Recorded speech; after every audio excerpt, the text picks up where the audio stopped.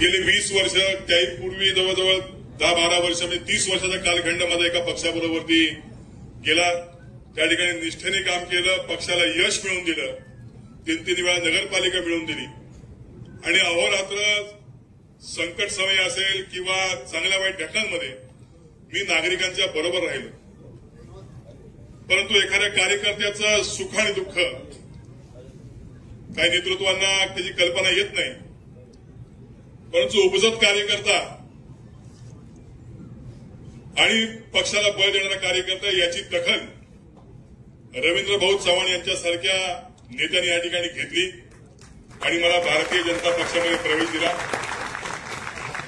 खरतर भारतीय जनता पक्षामध्ये माझा प्रवेश होऊ नये यासाठी अनेक लोकांनी प्रयत्न केले किंवा अनेक लोकांनी देव पाण्यात बुडवले, परंतु इथल्या सर्व देवता किंवा भारतीय जनता पार्टीचे शीर्ष नेतृत्व ही माझ्याबरोबरती होती आणि विशेष करून मला या ठिकाणी अभिमानाने सांगावं वाटेल की या जिल्ह्यातले दोन्ही आमदार असतील, जिल्हा प्रमुख असतील, सगळे तालुका अध्यक्ष असतील, शहराध्यक्ष असतील किंवा भारतीय जनता पार्टीचा या जिल्ह्यामधला कार्यकर्ता हा माझ्या पाठीमागे अगदी भक्कमपणे या ठिकाणी उभा राहिला आणि म्हणून मी भारतीय जनता पार्टीमध्ये या ठिकाणी प्रवेश करू शकलो।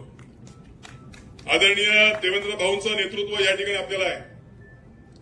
देशाचे पंतप्रधान नरेंद्रजी मोदी यांच्या दृष्टिक्षेपातला आपल्याला भारत या ठिकाणी घडवायचा आहे। प्रदेशाचे अध्यक्ष सन्माननीय रवींद्र भाऊ चव्हाण यांचं बळ आपल्या बरोबरती आहे, त्यामुळे आपल्याला चिंता करण्याचं कारण नाही।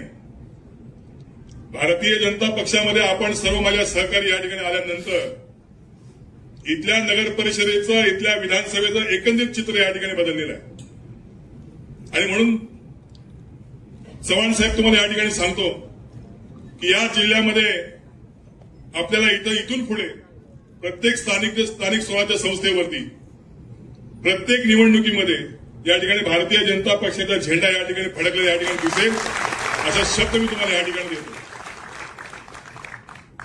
या कोकणामध्ये गेल्या अनेक वर्ष एका विशिष्ट पक्षाची सत्ता आहे आणि या ठिकाणी दुसरा पक्ष या ठिकाणी पुढे जाऊ नये त्यासाठी पद्धतशीरपणे प्रयत्न केले जातात, परंतु आपलं लक्ष विशेष करून या कोकणावरती आहे। या विधानसभेतला कोट्यावधीचा निधी गेल्या 10 वर्षातला आपण दिलेला आहे। या जिल्ह्यामधल्या वेगवेगळ्या भागांमध्ये विधानसभेमध्ये भरभरून निधी देणारे हे आपले नेते आहेत, परंतु त्याचं श्रेय मात्र दुसरे घेत होते। परंतु इथून पुढे आपण मला शब्द दिल्याप्रमाणे या जिल्ह्यामध्ये ज्या भागामध्ये विकासात्मक गोष्टीसाठी लागणारा निधी हा सन्माननीय रवी भाऊंच्या माध्यमातून, भारतीय जनता पक्षाच्या माध्यमातून गावागावात या ठिकाणी पोहोचला जाईल हा शब्द देण्यासाठी चव्हाण साहेब या ठिकाणी आले। आमच्या कोकणातल्या फार काही अपेक्षा नसतात, रस्ता, पाणी, वीज,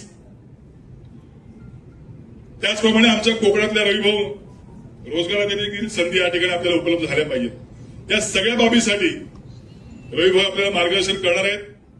मला एवढं सांगायचं आहे की आमची सगळी मंडळी आज भारतीय जनता पक्षामध्ये प्रवेश करणार आहेत आणि त्यांना आपण सन्मानाने या ठिकाणी सामावून घेण्याची मला कल्पना आहे।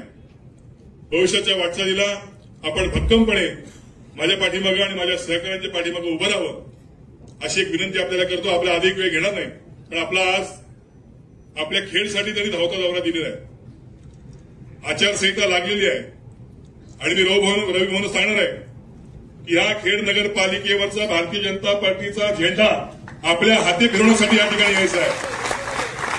या नगरपालिकेमध्ये बहुमतामध्ये सत्ता ही भारतीय जनता पार्टीची या ठिकाणी असेल हे शब्द तुम्हाला मी या ठिकाणी देतो।